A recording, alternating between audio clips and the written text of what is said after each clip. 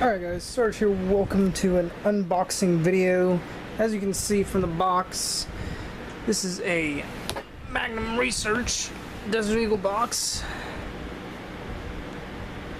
So, there we go. So, before I take this thing out, I want to show you all a comparison. This is my 9x18 Makarov. Pretty decent round. This is my 45. Decent round. This is the big old 50. So, that's a size comparison.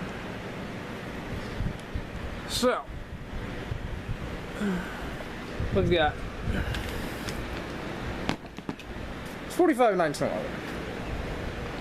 We've got Makarov copy. All them decent guns. Just put these over here. This is the bad boy. This is the Desert Eagle. 50 caliber, 7 rounds, big honkin' magazine.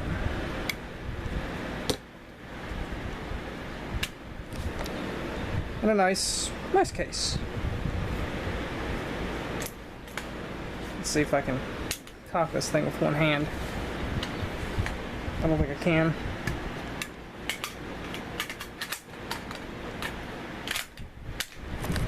So let me turn this sucker around here. There we go. Prop up on something, please. Pistol. There we go. Big old honkin' 50.